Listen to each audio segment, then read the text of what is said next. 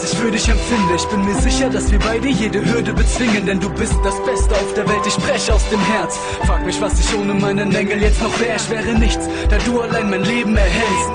Schatz, du bist das schönste Mädchen der Welt.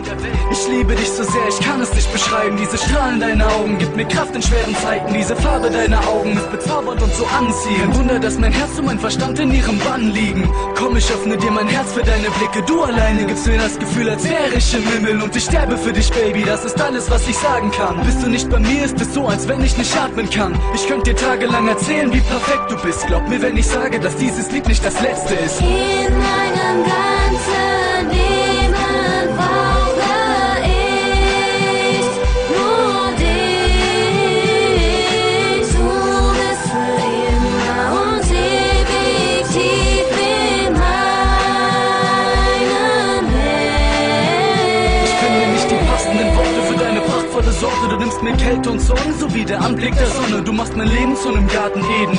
Guck, ich sag es jedem, denn ich möchte für immer an deiner Seite stehen. Und glaub mir, Schatz, ich meine es ernst, wie ich es schreibe. Du kannst mir vertrauen, ich steck mein Herz in diese Zeilen. Bitte lass mich nicht alleine, ich kann ohne dich nicht sein. Auch wenn ich kaum was habe, macht's mich froh, mit dir zu teilen. Ich bin ohne dich allein, ohne dich ist mir so kalt. Ohne dich wäre ich nur eine einsame Gestalt. Also bleib immer bei mir und zeig mir, wie es ist, wenn zwei Menschen sich so lieben, dass es Zeit schon nicht mehr gibt. Und ich bleibe bei dir, bis der letzte Schlaf auch meine Augen trifft.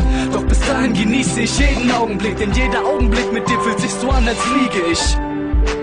Schatz, ich liebe dich. In meinem ganzen